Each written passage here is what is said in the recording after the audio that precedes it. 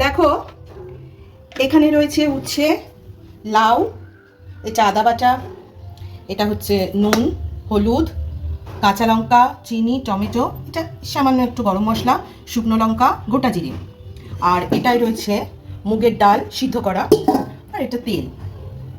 তোমরা নিশ্চয়ই বুঝতে পারছো যে আজকে কি রান্না হতে চলেছে।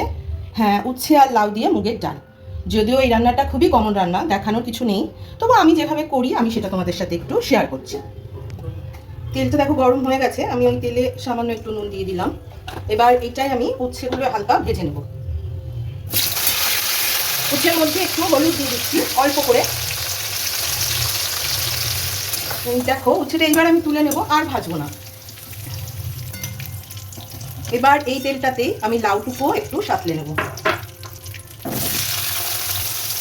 একটু নুন আছে তাই অল্প করেই আমি নুনটা দিচ্ছি এখানে। একটু হলুদ দেব।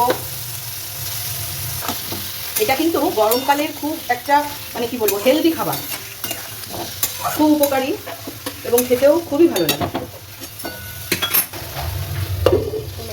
আচ্ছা দেখো এটাও সাঁতলানো হয়ে এসছে, আমি এটা তুলে নিচ্ছি।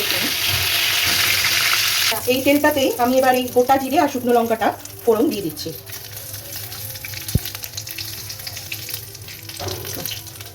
এই ডালটা একটু মিষ্টি মিষ্টিও হয়, আবার ঝাল ঝাল করেও হয়।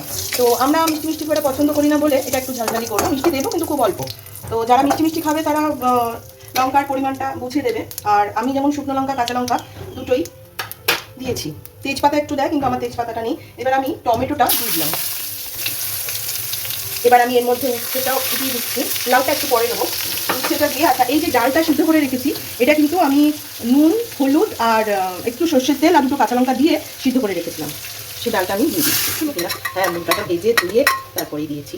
আচ্ছা একটু ফুটে উঠলে তারপরে লাউটা দেবো। তাহলে হলুদ আমার ডালে দেওয়া ছিল বলে আমি হলুদটা একটু, আর হলুদ না দিলেও হয় তবু একটু দিচ্ছি যেহেতু একটু জল দেবো। আচ্ছা আদা বাটাটা না তেলে দিলেই ভালো, কিন্তু আমি ভুলে গেছি তেলে দিতে, তো আমি উপর থেকেই দিয়ে দিলাম, তাতেও কিন্তু কোনো অসুবিধা হবে না। দিয়ে দিলাম একটু আদা বাটা, আর গুঁড়ো গরম মশলাটা পরে দেবো। কাঁচা লঙ্কা দুটো দিয়ে দিলাম। এই সময় এই দেখো এইটুকুনি চিনি দিয়ে দিচ্ছি। করবো তো বেশি ঘন করব না, অনেকে ঘন করে কিন্তু আমি একটু পাতলাই করব। এটা একটু জলও দিলাম ডালটায়। দেখো এইবার আমি ডালটা ফুটে গেছে, এইবার উচ্ছেটাও ভালো সিদ্ধ হয়ে গেছে। এবার আমি এই লাউটুকু দিয়ে দিচ্ছি।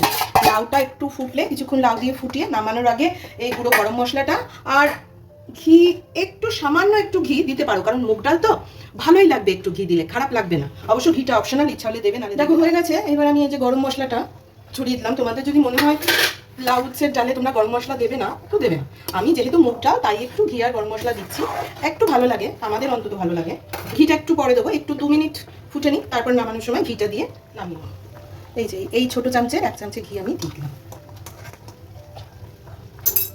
করে দিলাম। ঢেলে নিচ্ছি। দেখো হয়ে গেছে আমার লাউ আর উচ্ছে দিয়ে মুগের ডাল। এই হচ্ছে আমার লাউ আর উচ্ছের মুগের ডাল।